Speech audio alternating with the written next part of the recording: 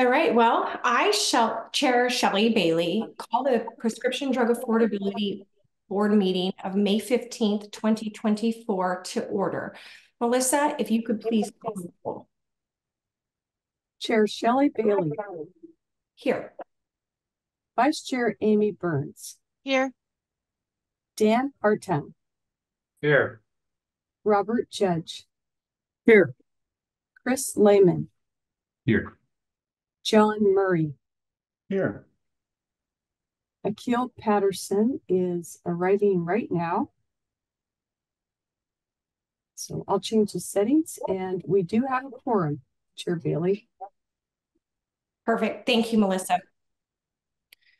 So before we proceed, I do want to ask any board members if they have any declarations related to a perceived conflict of interest that they'd like to share with us this morning. I do, Chair Bailey, thank you. Under advisement from the Oregon Government Ethics Commission, I declare a potential conflict of interest due to my ownership of Murray Drugs, comprised of 3 independent pharmacies in Eastern Oregon that have pharmacy services contracts with PBMs and insurance companies in the state of Oregon. Thank you. Perfect. Thank you, Mr. Murray. Mr. Daniel Hartung, I see that you've raised your hand. Yeah, I just want to disclose that I have a potential conflict with one of the organizations that provided public comment today, in that I provide consultant services for the National Multiple Sclerosis Society to support their advocacy work to improve access for disease-modifying therapies for people with MS. So I just wanted to disclose that. Okay, thank you very much for sharing both of those disclosures. So I guess I did want to make sure that I was able to share an update. So good morning, everyone. I first want to thank everyone for your engagement and feedback that we've received since our meeting on April 17th of 2024. I do want to assure everyone here today that we have thoroughly reviewed all comments. I do wish to emphasize our independence as a board. As chair, I assure you that each board member bases their decisions on their own knowledge of the industry and information provided to the board. Our board is autonomous, and each board member votes independently, guided solely by their expertise and judgment. With that said, staff does play a critical and supporting role, but it is the board that guides our decisions and directives. So I value the collaboration that we have with our existing team, who helps to enable us to address the challenges set forth by our board with statutory responsibilities. With the current board and staff, I am confident in our ability to fulfill these duties. I do wish to share today also that I have chosen to take a very active role as board chair. So personally engaging in meetings with our vendor partners, as well as I'm actively participating in constituent stakeholder meetings. This involvement ensures that I am directly informed and can guide our efforts effectively. I'm also pleased to announce that we are expanding our constituent engagement meetings by including 3 additional group stakeholders for our meetings. These stakeholder groups are manufacturers, PBMs, and advocacy groups. These meetings, which will be facilitated by Myers and Stouffer's, will occur throughout June and July, and I encourage all of our board members to participate to the extent they are able. The process for these meetings will follow the same process for the other constituents identified in statute. So we will be scheduling 2 one-hour meetings for each constituent group. I do want to highlight this today before our greater presentations, because these 3 constituent groups were not identified in the slide deck that Ralph will be sharing today.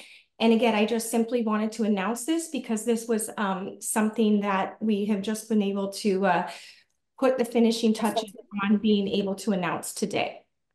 Lastly, I do want to inform my fellow board members and everyone in attendance today of the calendar pivot that we have related to our 2024 deliverables.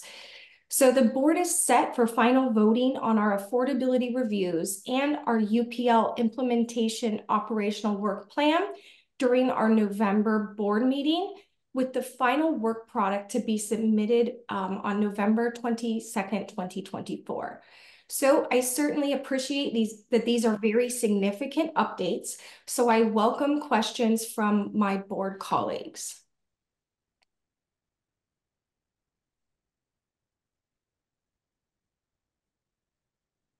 Mr. Robert Judge. Thanks, Chair Bailey.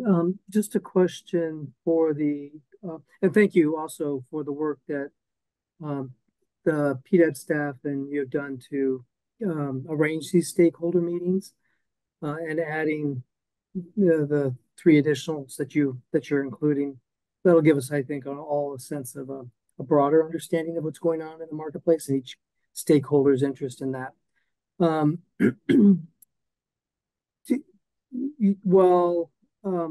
I guess it's a straightforward question. When you say you advise all of us who can make it to make these meetings, we are limited with, these are public meetings or not?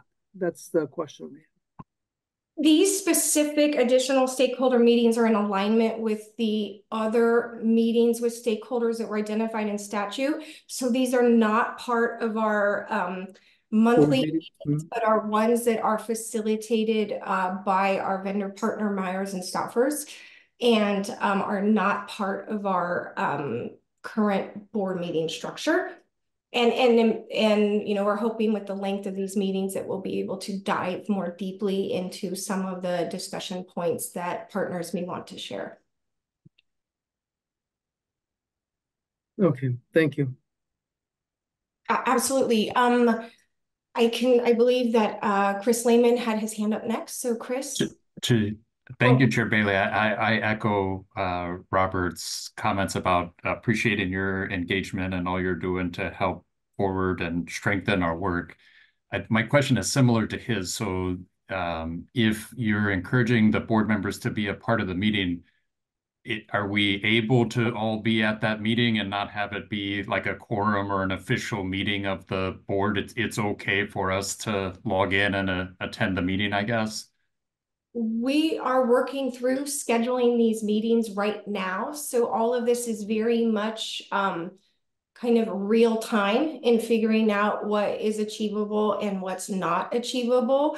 The goal is that the goal is to try to make sure that as many participants who want to attend are able to attend the meeting. So that's the goal.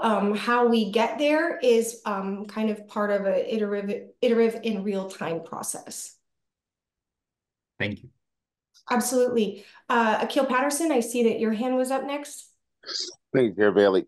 Yeah, I was just gonna reiterate, if counsel at some point can just, if we can just get word from legal counsel just on what that looks like. I know that we've struggled with this. This has been a frustration of mine in general with Oregon's laws and statutes, is that if I go into a restaurant and there's 3 of us in there, then apparently that can be construed as a meeting.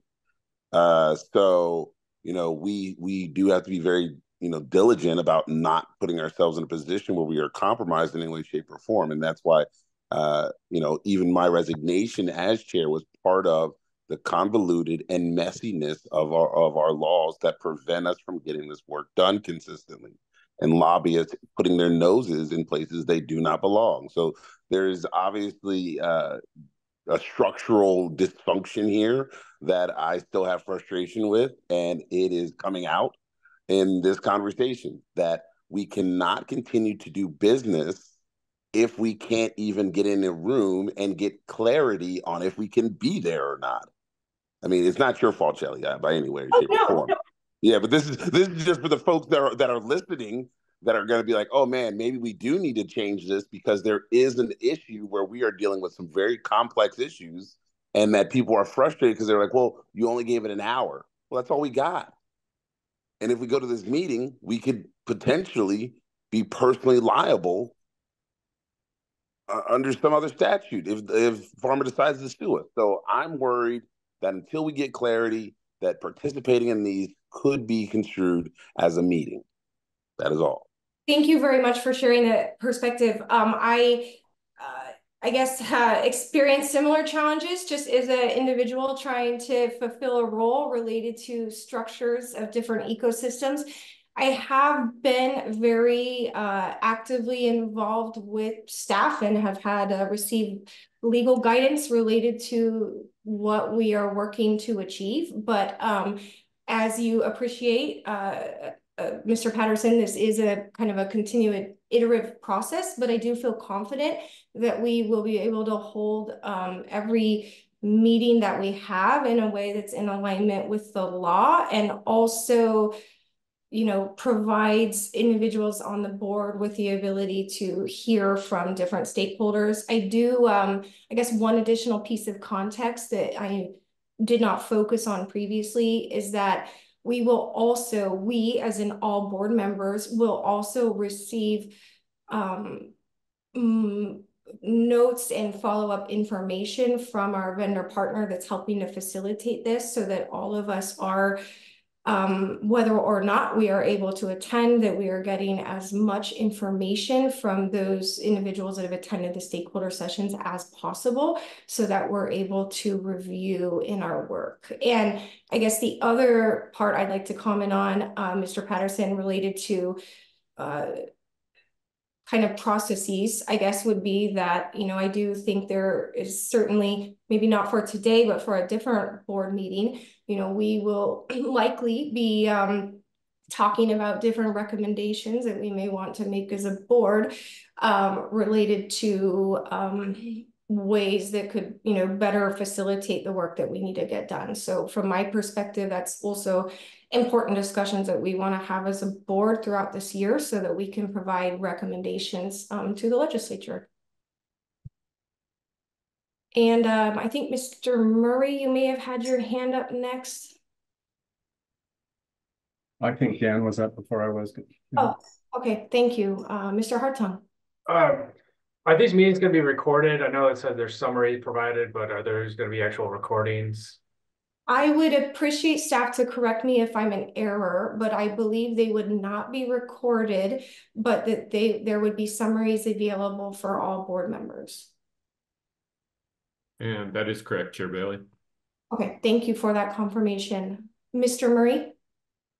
And that was my question too, the same as Dan's actually, if they would be recorded. So thank you. Absolutely.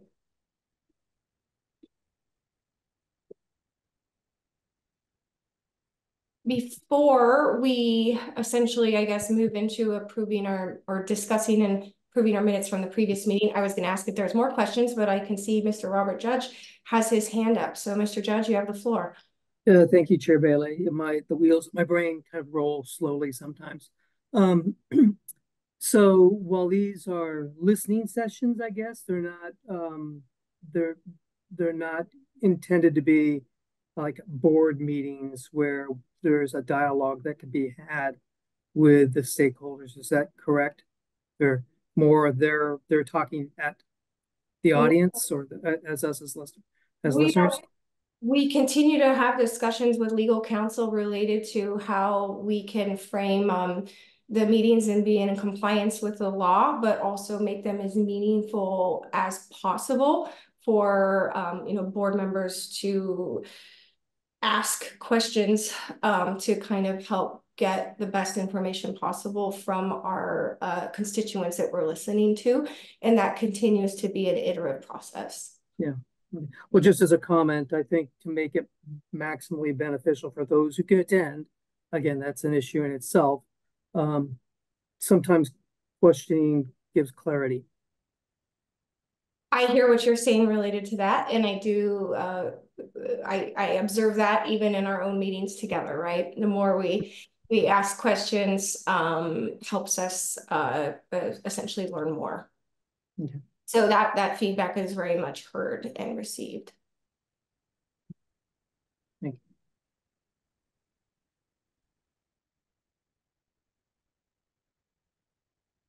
you. You know, again, I appreciate that this is a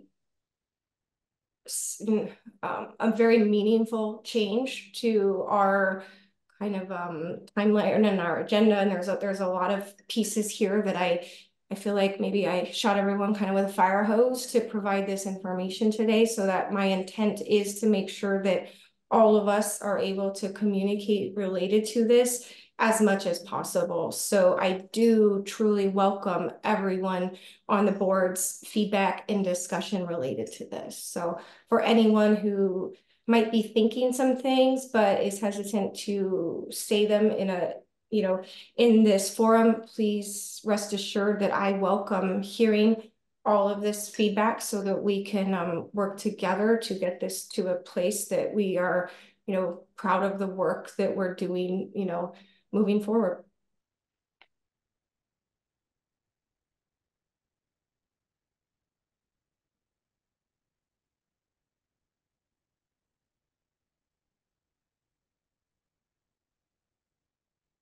So I suppose if there's things that come up, maybe towards the end of the meeting, if there's time, I welcome additional board member thoughts as you digest the information that I shared today. But if I don't hear any further questions from board members, then I will go ahead and continue on with our meeting. So I would like to ask the board members if there's any changes to the draft minutes from April 17th of 2024 that you would like to discuss before we call roll to vote on the minutes.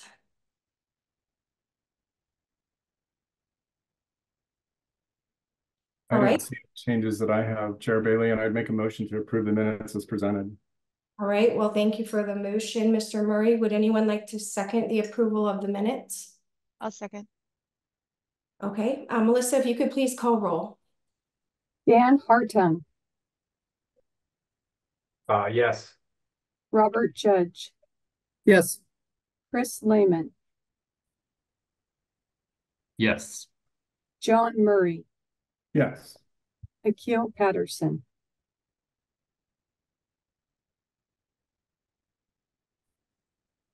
Affirmative. Vice Chair Amy Burns, Aye. Chair Shelley Bailey. Aye. Motion passes. Perfect, thank you, Melissa.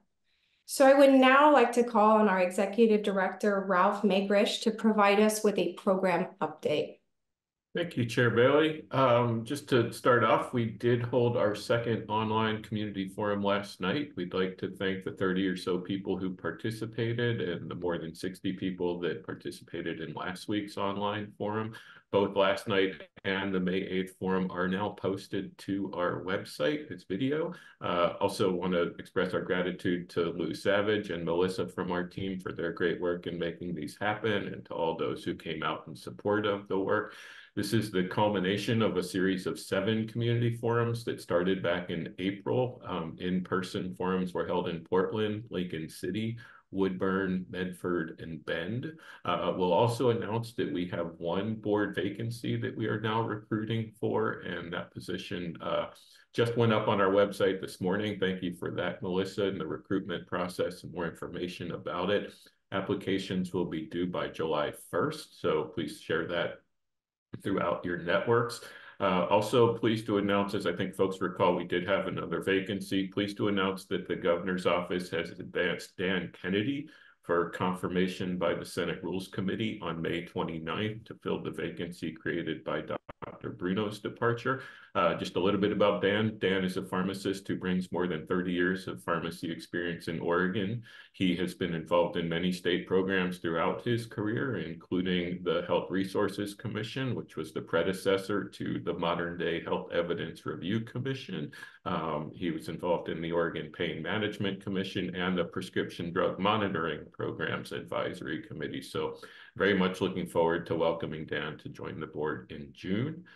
Moving on to rulemaking, there will be a rulemaking hearing for the combined fee structure to support both the Drug Price Transparency Program and the PDAP as set forth in Senate Bill 192 from last year. That hearing will be held on June 20th. And then finally, as Chair Bailey had mentioned, over the summer, her and staff will begin contemplating this year's approach to policy recommendation development to the legislature in December. So more to come on that over the summer. And I think that is it. Back to you, Chair Bailey. Thank you, Ralph. So I would now like to call on Courtney Whitlock to help us lead the discussion related to OAR 925-200-0010 related to the status of Inflectra and Skyrizi. Courtney, you have the floor. If you can please help lead us through a discussion. Yeah, thank you, Chair Bailey. Good morning, board. Last month, there was a discussion about removing Inflectra and Skyrizi from the review list due to Inflectra being a biosimilar, having a biosimilar association, and Skyrizi having a orphan designation regarding to pediatric Crohn's disease. The board had asked staff at the last meeting to gather some additional information around Skyrizi and the orphan designation, and to help facilitate the discussion on where the board needs to stand for the review of Skyrizi. I apologize that I do have one slide I just want to show for context of Skyrizi. I did not complete this information until late last night, early this morning, just due to the fact that it took some time to receive the information from other departments that we needed to shore up the data requirement. So again, back to Inflectra real quick before I jump to Skyrizi for that conversation. Inflectra, according to the your drill down from the November and December discussion and how you identified your subset list, it is to remove the biosimilars, and Inflectra was just an oversight that was accidentally kept on the subset list at the time. And unfortunately wasn't caught until a couple months ago, which had facilitated the conversation. So again, to keep in suit with the decision that the board made for this review, Inflectra would best to be removed from the list. Before I jump over to Skyrizi, is there any questions about the Inflectra needing to be removed due to its biosimilar designation? Nope. All right. I just need a second. I need to share my screen to provide you this information on Skyrizi.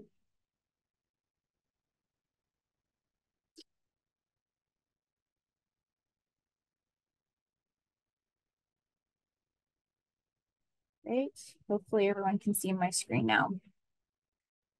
So we sent a request to the All Payers All Claim and had a research analyst also look up information for APAC review, indicating that Skyrizi was found for age ranges of 17 to 89, with 75 incidents not indicating age at all. So with no data was masked, so this indicated that the age range was accurate for the claims of 2022 data. So it is unlikely that the trial would have generated any insured paid claims, so APAC would not have had this information if any claims were associated with a pediatric indication for the orphan drug designation. And then in our statute, the board is not to review drugs with a rare drug disease, and that's associated under the federal regulation of 21 U.S. Code 360 BB. And that is the designation of drugs for rare disease and conditions, of which Skyrizi does follow under because it received its orphan designation for pediatric Crohn in 2016. So it is not but it will not receive approval of the orphan designation until after its trial, which I believe was going to extend out until 2033.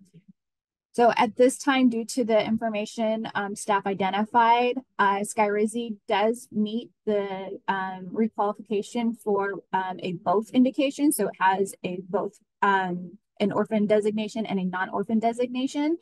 And according to the decided requirement for review for this drug, or for the drugs under review, it should be removed from the list. But it's up to the board to decide how to follow suit. So I'm going to stop sharing and see if the board has any questions before transitioning over to to Chair Bailey to facilitate the discussion with the rest of the board around voting for the drugs.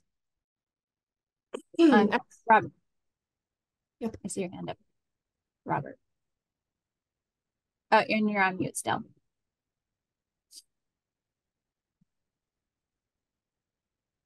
Thanks, Courtney. So just so I'm framing the question correctly in my head, the discussion was because it has an orphan designation for rare disease for children, that therefore the molecule should have an orphan should be removed from consideration for any other type of patient use. Is that the question that's we're discussing? Yeah, since the molecules and I apologize that the challenging word for me to pronounce, the risankizumab. So that is the structural molecule for Skyrizi, and it's considered the structural molecule for the generic. And according to the FDA website, it is under the generic name frame for the pediatric designation, but it's still associated with Skyrizi. So I'm happy for one of the clinicians to kind of correct me on this, but from the review of APAC, the FDA website, and the feedback we received from public comment, it does align as a both indication. And then at this time for this review, the board had decided back in November, December to remove the both designation, and it does follow into that category. So just as a follow-up question then, if the orphan designation is related to, pediatric Crohn's disease, then and the age data in APAC shows ages that don't fit into kind of a pediatric classification, the recommendation would be that because we can find no data that confirms that we've got pediatric Crohn's disease users, since we don't have indications in our database, we can feel comfortable that we are including this drug for potential consideration for review, since we know that we don't have any history in our database of the drug being used for pediatric Crohn's disease. That's what you're asserting, right? Yes, but there are 75 incidents with no age range. And on top of that, because it is still in clinical trial, there may not be any claims with the drug in any claims. So we can't make the assumption that there's no engagement, that children are not receiving it. So, again, we're trying to follow the statutory requirements under SB 844 for that regulation. It does have a designation. So even if it had claims or doesn't have claims, we still have to be mindful of our requirements that the board is governed under. Dr. Burns, I think I saw your hand up next. Sure. I think we've kind of tied our hands here because we've already essentially decided not to review drugs that had an orphan designation for one indication, but multiple other indications that didn't have the orphan designation. And we kind of, if I recall correctly, said that if a drug had that orphan designation, then we weren't going to review it just because we can't necessarily parse out the data for the actual use of the medication. So I guess my thought would be that if we went ahead with Skyrizi, then we would probably need to go back and look at the other drugs that we had said that we weren't going to review in a similar manner. Yeah. Yeah, that's correct. Dr. Hartung? Oh, you're on mute.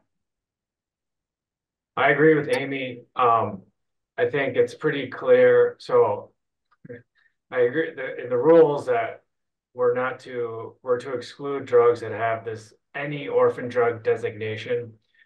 I don't agree with it, and I think we maybe need to revisit that after this cycle for two reasons. One is, you know, as Amy said, they could have multiple huge indications for huge, highly incident diseases that are problematic for patients and aren't rare.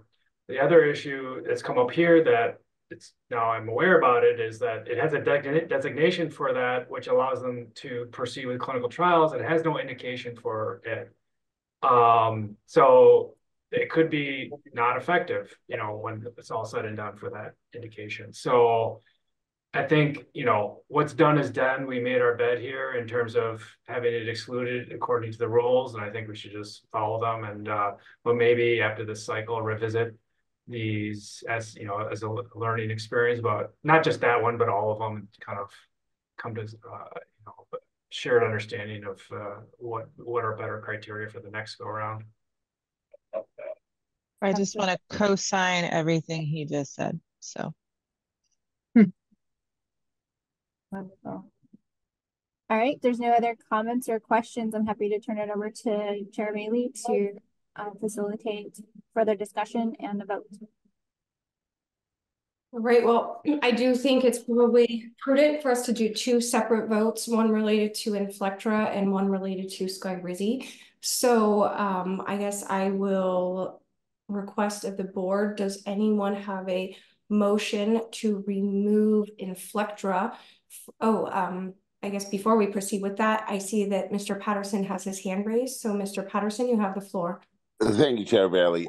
So I believe that because we are removing this through statute, correct? It's through the statutes and the guidances. It's not because we need to vote to remove it. It's that we have been told by statute rule, we just cannot review it.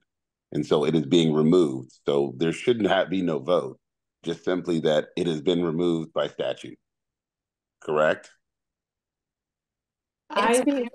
I'm sorry, Chair Bailey, just for clarification, Nikhil, it's being removed not necessarily just because of statute, but because of the criteria that the board decided on back in November and December when you originally voted for the subset list.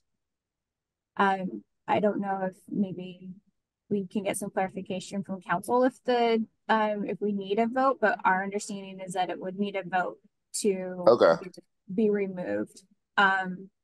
Just because it was originally voted on.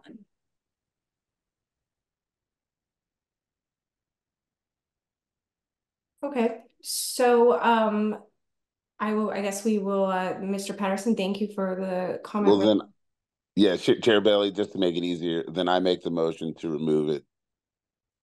You make a motion to remove Inflectra from our affordability review. Thank you, Mr. Patterson, for that motion. Do we have a second? Yeah, I'll second. Thank you, Dr. Burns. So, Melissa, can you please call the roll related to removing Inflectra from the affordability review? Dan Hartung. Yes. Robert Judge. Yes. Chris Lehman. Yes. John Murray. Yes. Akil Patterson.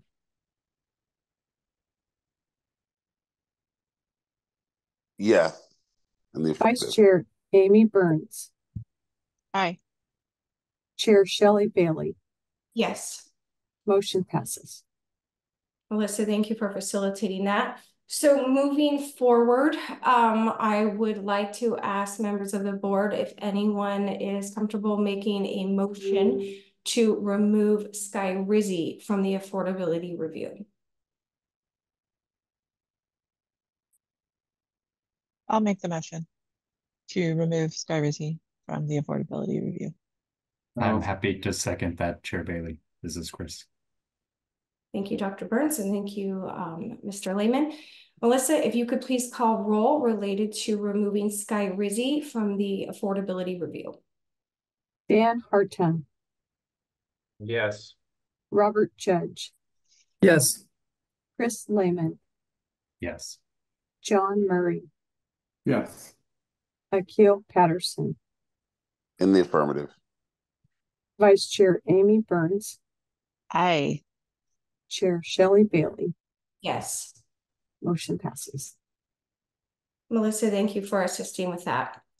So I would now like to call on both Ralph and Courtney to help facilitate our affordability review of Ozempic. Thank you, Chair Bailey. I'm going to start us off. With the affordability review, Skyrizi, Ozempic and Trulicity were originally reviewed back in February. During that time, I had provided kind of an overview of the structure, the process which led to those drugs to be on the review list. So I just wanted to provide again another background of the review process that got us to this point, and then facilitate forward with the needest for the drug review. So again, at the beginning of 2023, the board began the rulemaking process for developing the affordability review. And then in May of 23, the board approved our two rules, the ORS 925-200-0010, which I often identify as the -0010 rule, and the ORS 925-200-0020, again, which was often identified as the -0020 rule, which is the process of conducting the affordability review. So under the -0010 rule, it was the board selected the prescription drugs to get it to the subset list to identify the drugs. We're now just beginning the process under the -0020 rule. So those rules were implemented on August 1st, and then in the August board meeting, the review process began under this drug price transparency program have submitted the list of drugs under ORS 646A-689, subsections 2 and subsection 6. And also related to drug manufacturing and pricing under ORS 743-0.025. And that was related to the insurance top 25 most frequently, most costly, and the greatest increase of prescription drugs covered, and the list of insulin drugs that were also provided under the All Players, All Claim database. So with all the data that we received, we mashed them up into the list of drugs and began the review in October and November under the -0010 rule. During those months, the board discussed how to drill down the drugs to identify the subset list. And that criteria started with 34 drugs. And the board decided to remove drugs that were under the CMS Inflation Reduction Act, drugs that had therapeutic equivalent and biosimilar indications, and drugs with orphan and an orphan designation and the both orphan and non-orphan designation. So after identifying those drugs, the subset list was drilled down to originally 16, with further review of the subset list, 4 additional drugs were identified and removed in December, leaving the board with 12 drugs to review under the -0020 rule, which we're at now. So going forward with the drug reviews, we will follow the -0020 and all the statutory requirements under SB 844, looking at health inequities, the cost to the healthcare system, patient out-of-pocket cost, which is all accumulative in the material packets, which has been presented to the board. So at this time, I need to turn over to the board for your further discussion regarding the material packet. If you have any questions specifically for staff on any of the material and how it was set up, I'm happy to answer any of those questions. Otherwise, please have a fruitful discussion about the drugs and the material that was provided for you. Thank you. And if you have any questions, I'll pass it over to Chair Bailey to facilitate the discussion. Courtney, thank you for providing us with that comprehensive review. So now that Courtney has set the stage for how we got to our list and where we are at now, acknowledging that we have had some discussion related to these medications before, but I am interested in my colleagues' perspectives related to the information that was presented in this most recent board packet.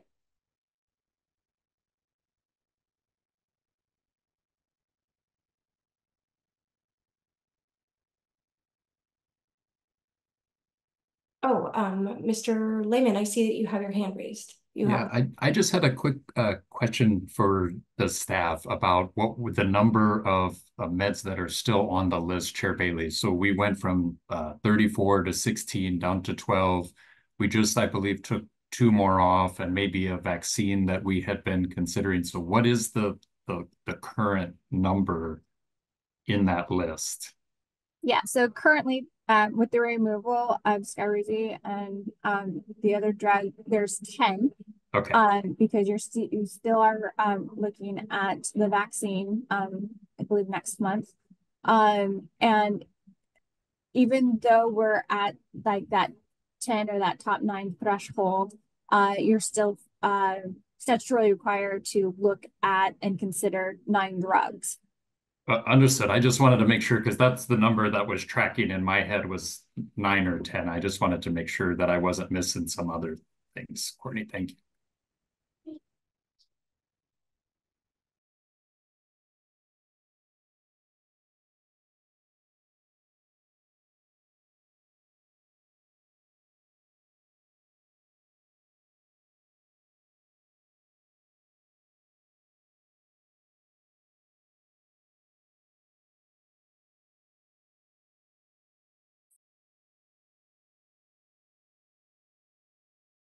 Mr. Judge, I saw you had your hand up first, I believe. You have the floor. Yeah, thank you, Chair Bailey. So I want to thank the staff for the supplemental information they gave on the study for Ozempic. Certainly getting input on kind of healthcare inequities and the impact to communities of color, I think was gleaned additional information that seems to at least support kind of the decision in my mind that we made back in February for an affordability review. And I say that with a couple of items in mind. We all know that diabetes is kind of the most expensive category that we have for healthcare, affecting the most, the broadest population out there. And the affordability to consumers and the impact to the healthcare system that we're experiencing with the drug just in its early stages makes this a worrisome drug for us in terms of affordability going forward. So, my perspective, I think, is still pretty solid from where it was in February when we discussed this. Mr. Judge, thank you for sharing that. I do want to remind everyone, all board members, that we are able to have robust discussion with each other. Just reminding everyone that we will not be voting on anything till the end of the year. So, Mr. Judge, thank you very much for sharing your insights related to the additional information that we received. Dr. Burns, I believe that you had your hand up next. Yeah, I don't know that I have a lot that I want to bring forward to discuss. I did think that the new format for the write-up was great. I appreciated having some inclusion from actual medication users in there for a first-person account. I thought that was a really good inclusion. I don't really have anything to argue about this. I think I'm ready to, I guess we're not voting today, but I'm cool with moving on. Mr. John Murray, I see that you had your hand raised next. You have the floor. Thank you, Chair Bailey. Yes, I echo the same sentiments as Amy and Robert. I appreciate the extra information to make judgments on the medications that we'll be reviewing, going not only these ones, but going forward. Health inequities and impact on patient access to the drug, which is of high importance to me as a pharmacist, as a community pharmacist. So thank you for that additional work, and I support all the things that have been done. Thank you. Dr. Hartung, you have your hand up next.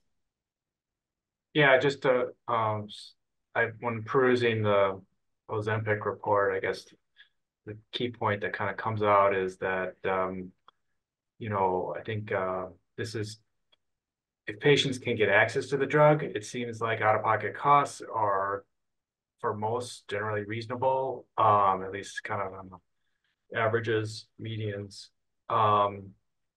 It's going to be a health system affordability thing and access to patients piece, I think. That's going to be the biggest issue that we grapple with in terms of how our health plans constructing policy around this drug, things like that. So those are kind of high-level comments about the data in the report. Dr. Hartung, thank you for sharing that. I guess as a disclaimer, I'll just add that we have had in previous meetings, although I don't have the exact date readily available, we have had a thorough and meaningful conversation related to this medication. We're obviously adding additional insights based on the additional information presented to us, but just thought I would call out for anyone who may be new to attending these meetings that we have dove into this and reviewed this in previous meetings, and we're doing this today for our kind of alignment with the new way that we've been presenting things moving forward. So I thank my colleagues for your insights today, as well as the meaningful and robust conversation we have had in the past related to this medication. Courtney, I see that you have your hand up. Yes, thanks, Chair Bailey. So I just also wanted to, with the new iteration of the review process, that the packets of information are remaining open. So that means that additional information submitted either through patient feedback, provider feedback, stakeholder feedback will be included in the packet. So it will be a building packet until the November meeting, when the packets will be all resubmitted with all the information for the voting process. So I just wanted to remind the board and anybody who's listening who wants to contribute to stories, experiences, anything with any of the drugs under review, please submit them through our channel and through our website.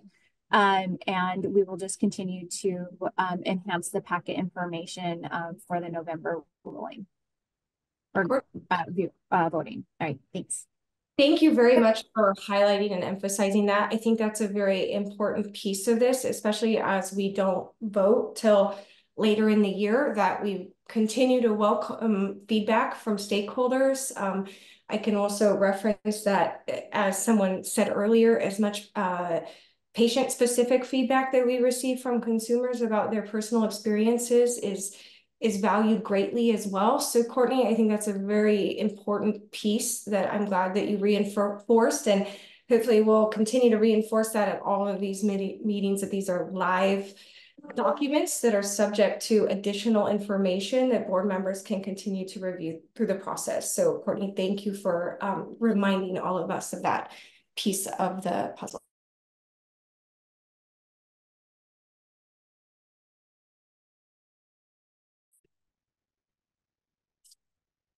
So if we don't have more discussion from board members related specifically to Ozempic, I again will keep this open if anyone wants to raise their hand, or even wants to raise their hand and ask for a minute or two to think about things before we complete the discussion for today related to Ozempic. I'm opening to giving additional time to my colleagues.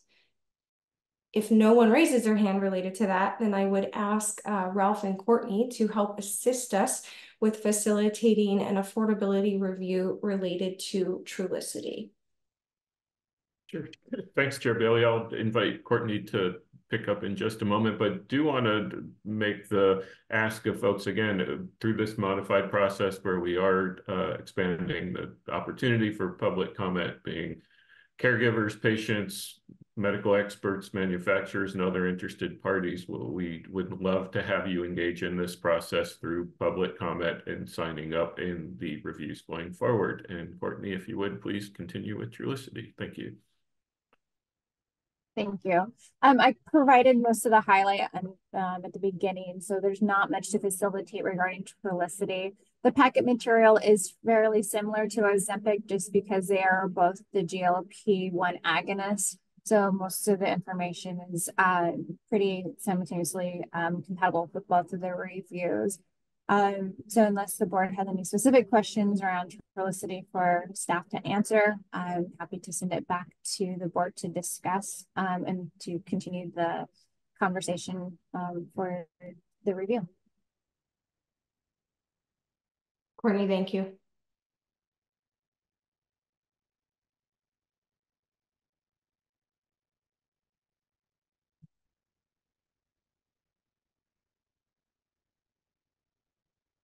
So would any board members here today have anything additional related to Trulicity that they would like to ask of staff or discuss as board members?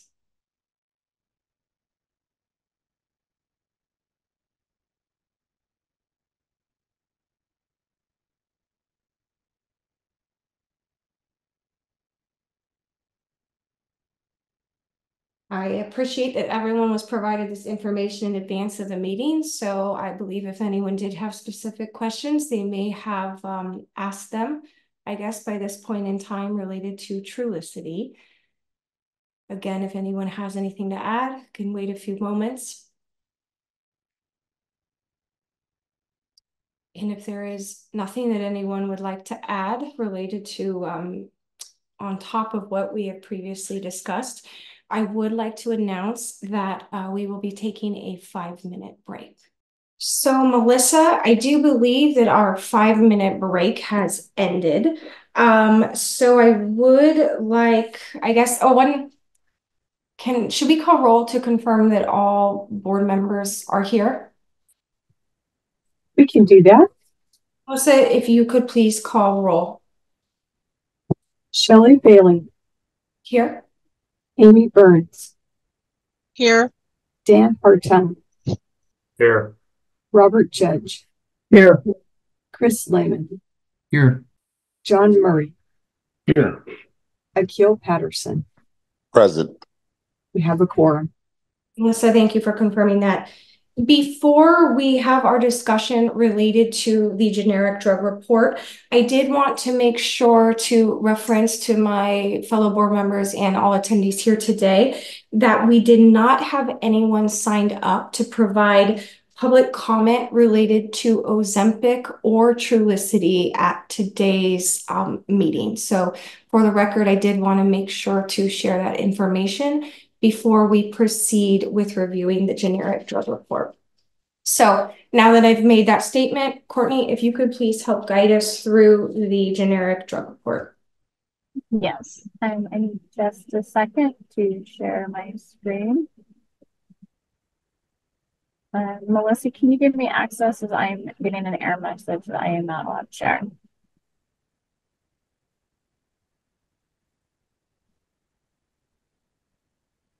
All right, thank you. I think I got it. All right, so in the packet, last month, we reviewed the draft report, generic drug report. And we were able to get it into the final production of the report.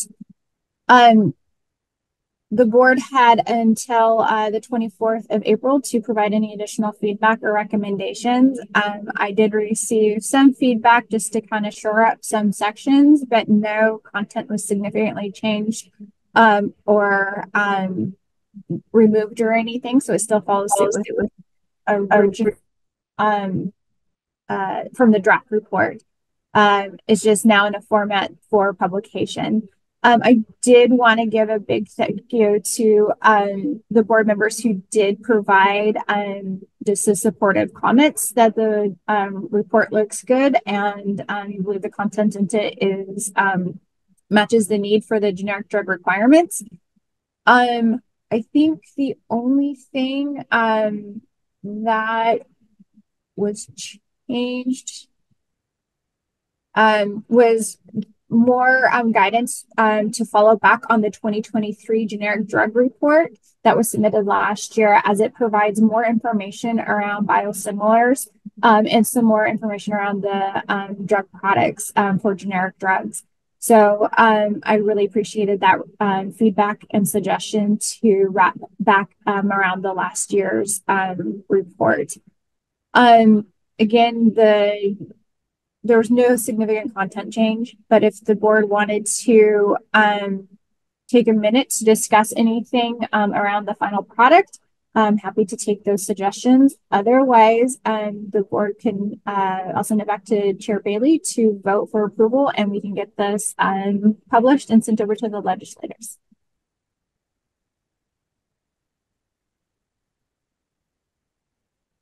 All right, Chair. Yeah, thanks. I'm sending it back to you.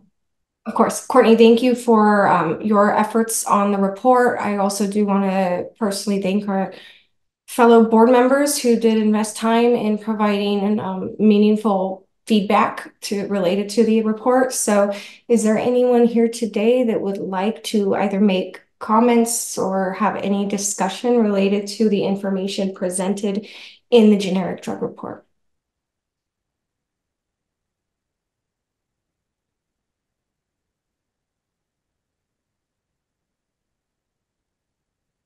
Okay, well, to the extent that we, Mr. John Murray, you have the floor.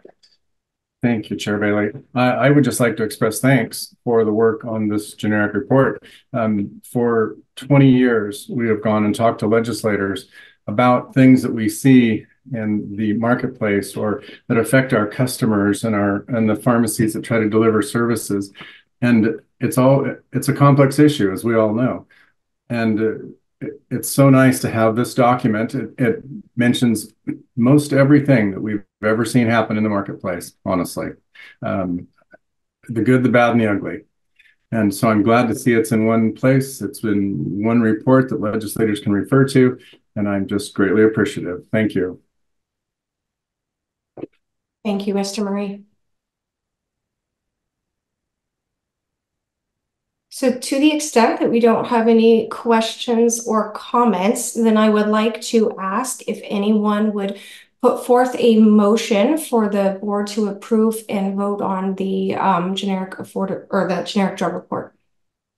I would move approval of the generic drug report, please. This is John Murray. Thank you for your motion, Mr. Murray. Do we have a second? I second. Mr. Robert Judge, thank you for your second. Melissa, if you could please call roll related to the generic drug report. Dan Hartung. Yes. Robert Judge. Yes. Chris Lehman. Yes. John Murray. Yes. Akil Patterson.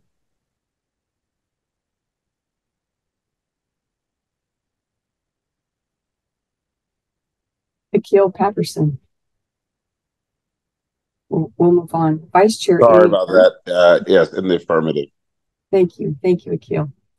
Vice Chair Amy Burns. Yes. Chair Shelley Bailey. Yes. Motion passes. Thank you, Melissa, for facilitating that roll call. I would now like to call on Ralph Magrish to help lead us in a discussion related to Senate Bill 192, upper payment limit planning. And thank you, Chair Bailey. And again, thank you, Courtney, for your great work in coordinating and leading the generic drug report. So as Chair Bailey mentioned, we will be expanding the scope of the project, and we're working through that timeline with our contractor now on scheduling. And to that point, we recognize the importance of hearing from different constituents, and Chair Bailey and I both believe that in the long run, this will produce a better and more meaningful deliverable to the legislature. Melissa, if you would go to the next slide, please. Thank you.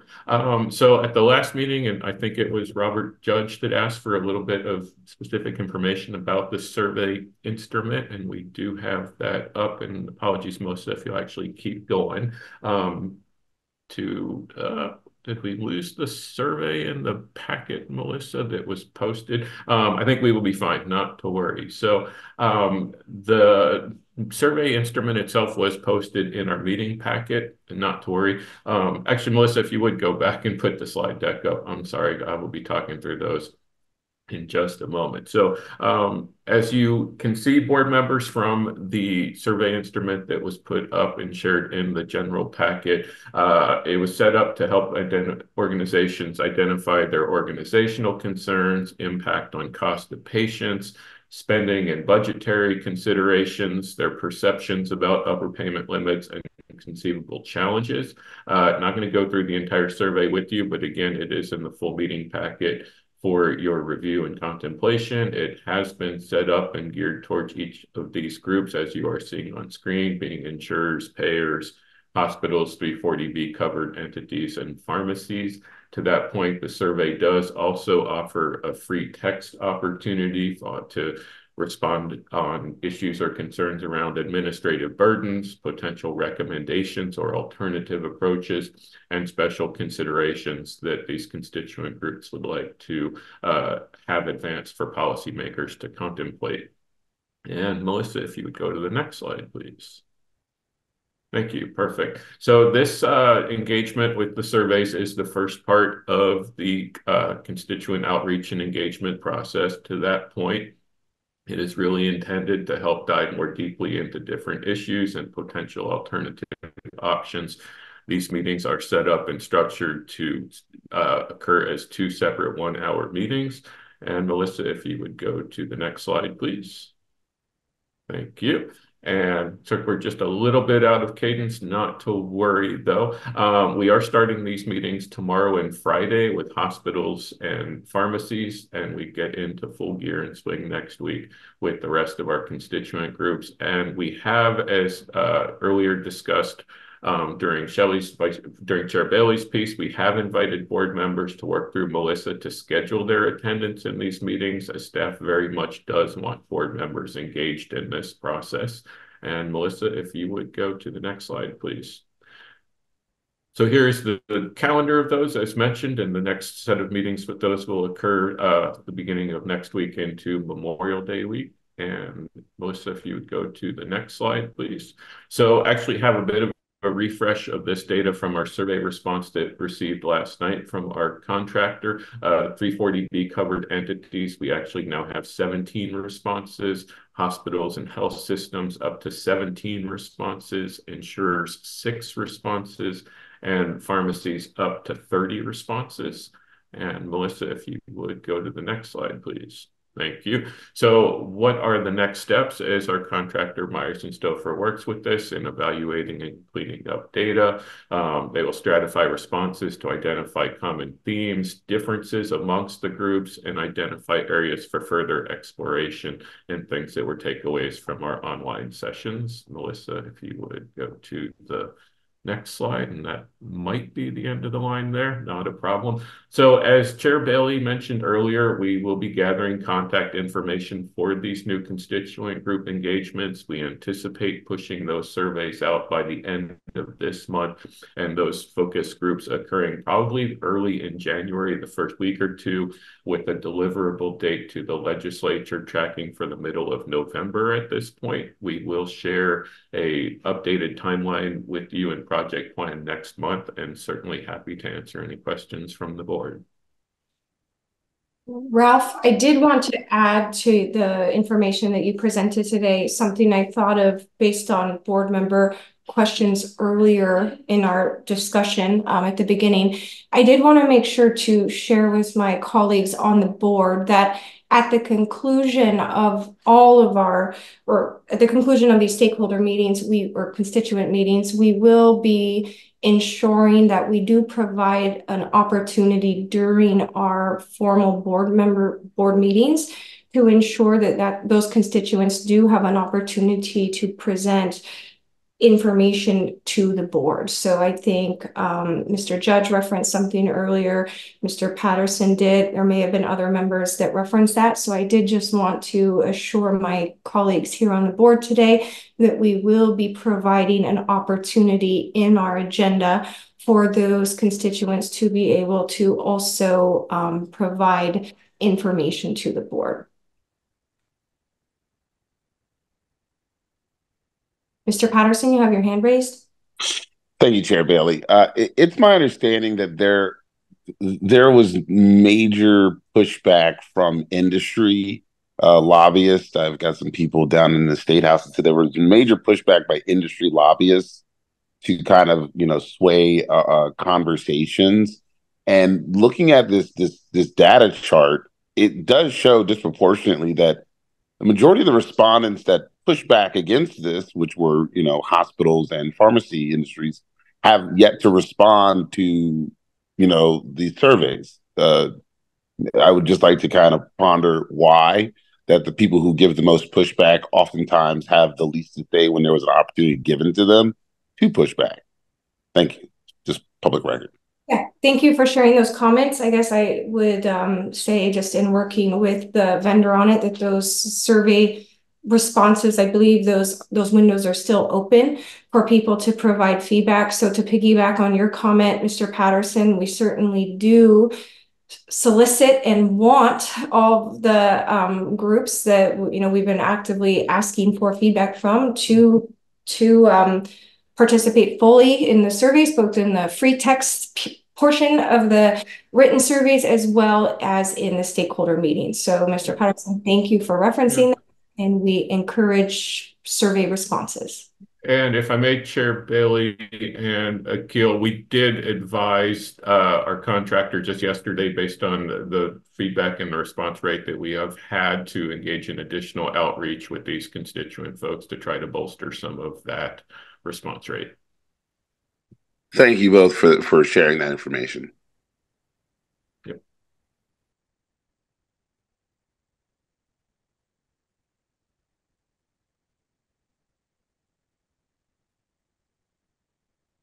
So Ralph, thank you for the update that you shared related to the progress that's being made related to 192. I guess I will move forward to announcing the date and time of our next board meeting, which is on June 26, 2024 at 9:30 a.m. I would like to ask staff, before we move into the general public comment portion of our agenda, if there's any additional announcements that you would like to share today. There are not. Thank you, Chair Bailey. Okay, well, with that said, I would like to move forward into the general public comment portion of our agenda. And this is the portion of the agenda oriented for public comment, submitted or requested in advance. The board received 12 general written comments, which are posted on the board's website. Written comments are reviewed by the board members prior to the meeting. I will read the 12 written comments that we received, just so that we have a record of it here. We heard from Christopher Herbine from Johnson & Johnson related to Tremfya. We heard from Silas Martin of Johnson & Johnson related to Tremfya. We heard from Mary Wachter from Genentech related to our general comments on the process of PDAB. We heard from Seth Greiner from the National Multiple Sclerosis Society related to stakeholder input and general testimony. We heard from Brian Warren, the Senior Director of State Government Affairs at BIO, related to all topics.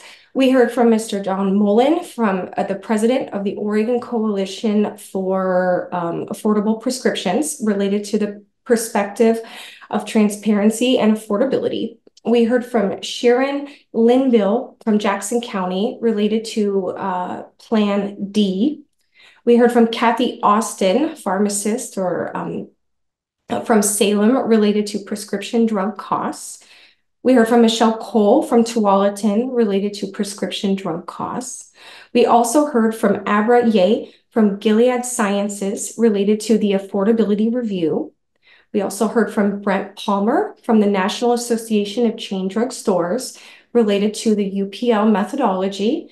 And we also heard from Daria McGrew from Pharma.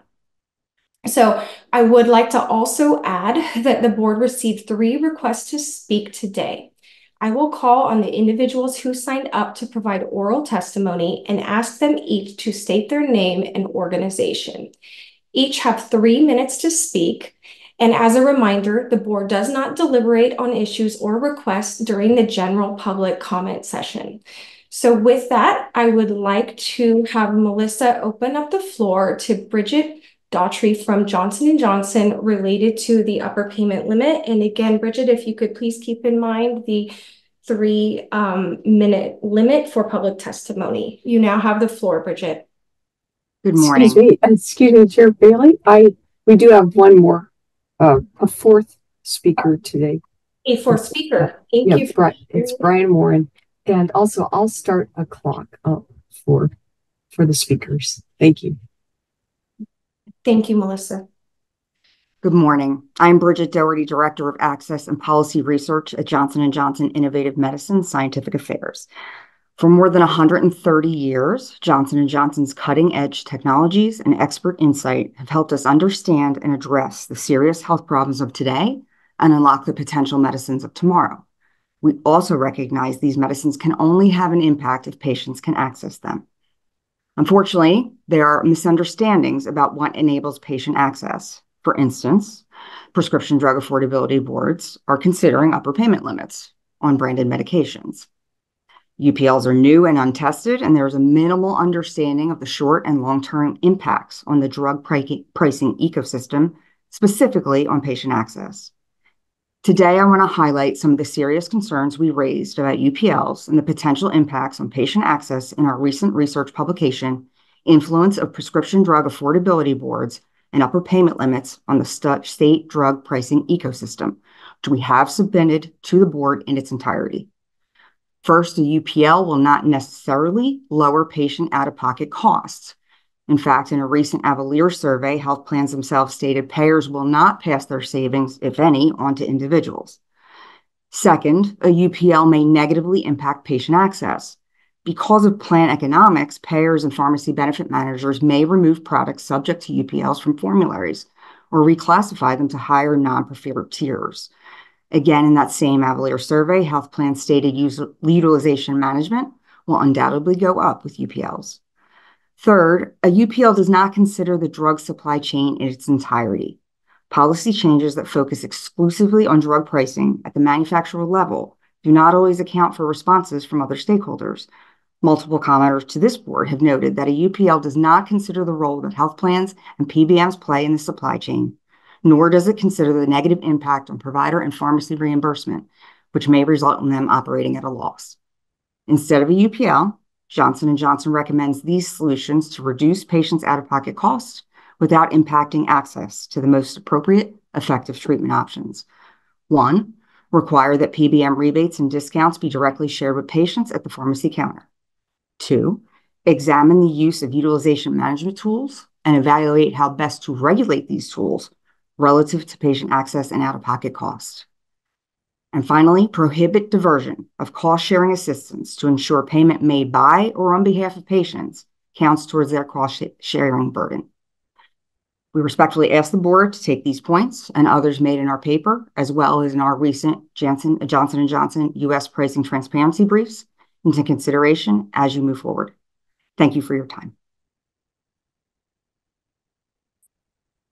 Thank you, Bridget.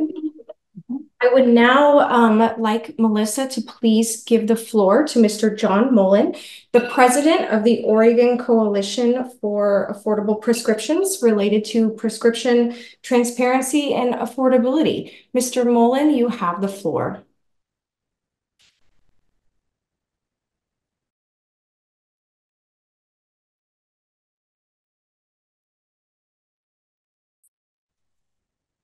Chair Bailey, I did. Can you hear me? We can hear you, Mr. Mullen. You have the floor. Okay, thank you very much. Madam Chair and members of PDAB, for the record, John Mullen, Board President of the Oregon Coalition for Affordable Prescriptions. We resubmitted our testimony that we submitted back in November. Mr. Mullen, I believe our recording is back in progress, so you again have the floor. Okay, thank you very Can much. you reset his time? Are we available to reset this time for this? Yes, we could do that. Okay, thank you. And I believe you got my introduction that I'm the board president of the Oregon Coalition for Affordable Prescriptions, also known as OCAP. We submitted our testimony back in November and decided to submit it again, talking about our overall goals of transparency in the drug industry, pharmaceutical industry, as well as affordability, which is our primary goal.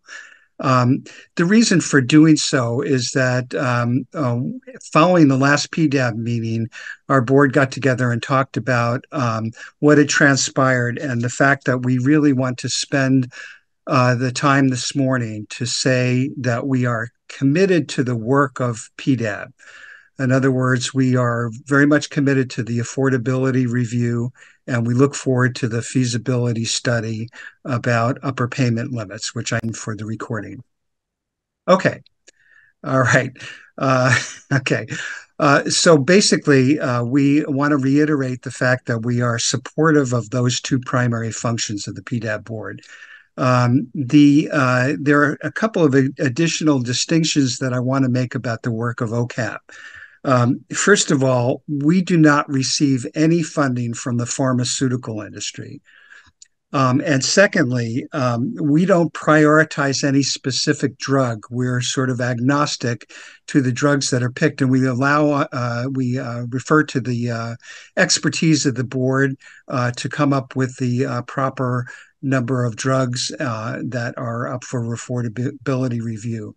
In addition, we look forward to that feasibility review and understand that it's been pushed forward, and we won't see that until November. Basically, we just want to say that we appreciate the work that PDAB has done and also DCBS. We had the fora. I get my 3 years of high school Latin for plurals in there. And we appreciated that opportunity. And I also want to praise Chair Bailey for showing up at those.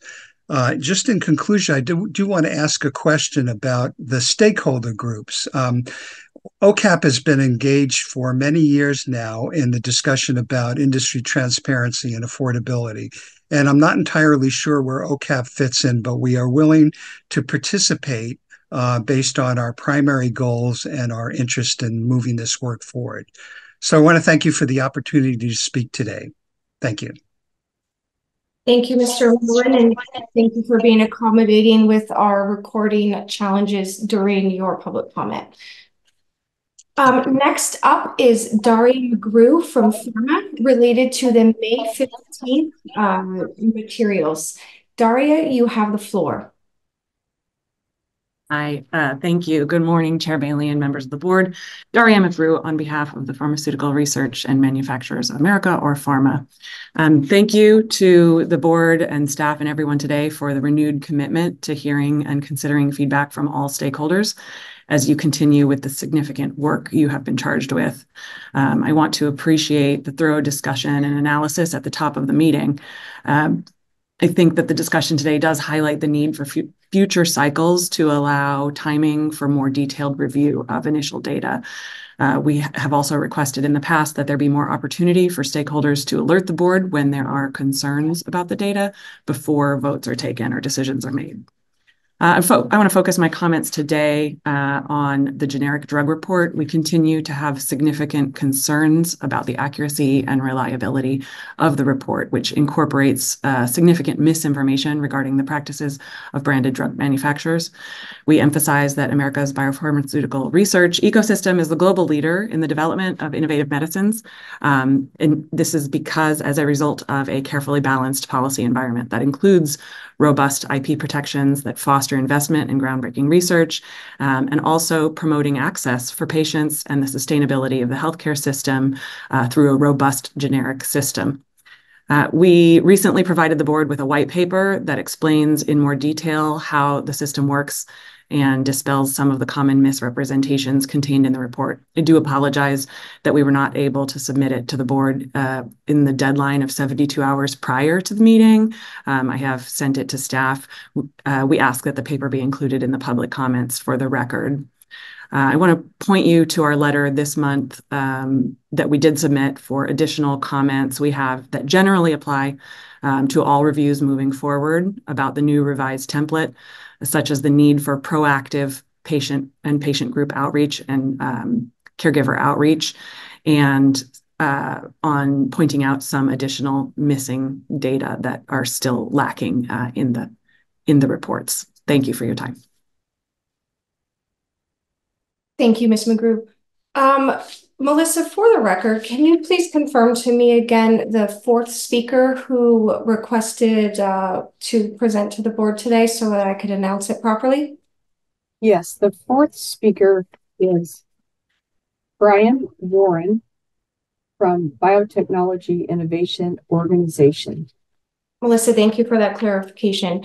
So I would next like to invite Brian Warren from Bio to provide any public comment that he would like to share. Brian, you have the floor.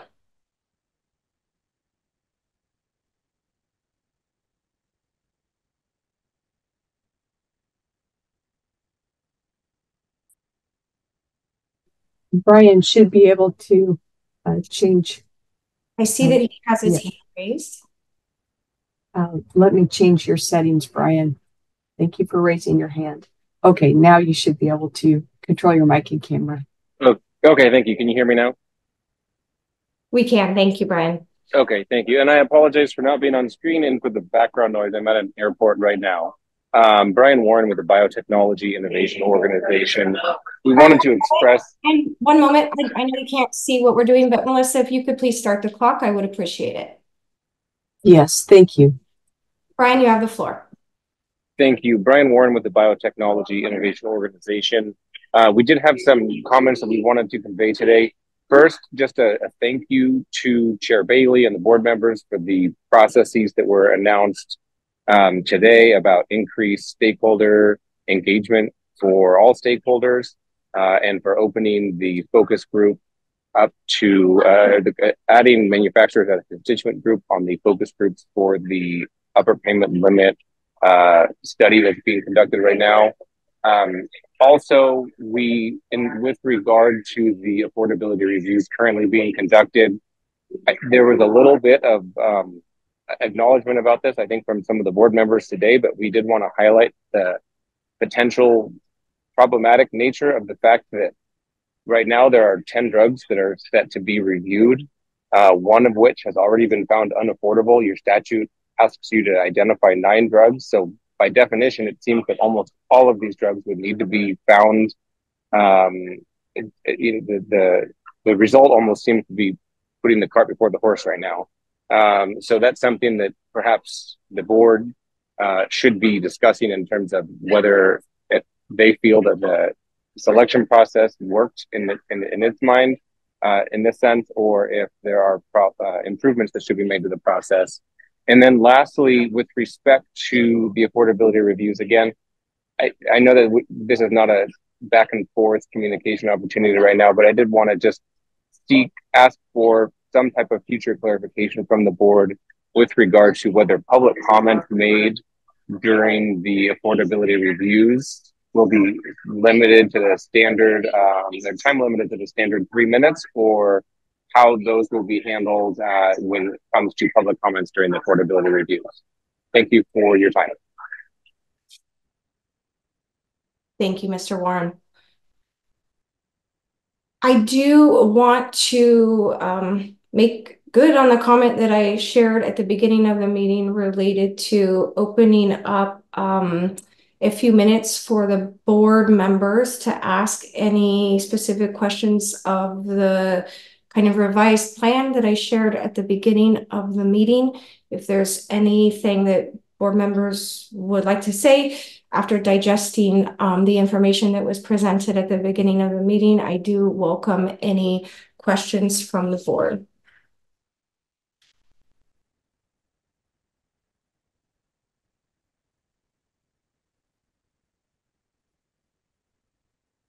So, with there being no further business before the board, I would then ask my fellow board members if someone would be willing to make a motion, as well as another individual to make a second to adjourn the meeting. I move to adjourn the meeting. I will second. This is John. Okay, all those in favor of adjourning the meeting, please say yes. Yes. Yes. Yeah. Yes. Yes. Anyone opposed, please say no. All right, well, the yeses have it, and the meeting is adjourned. I simply, I guess, would remind everyone that our next PDAB meeting, I am quickly looking at the notes for the day and time of it, but our next PDAB meeting is on June 26th at 9:30 a.m. So I look forward to seeing everyone there. Thank you.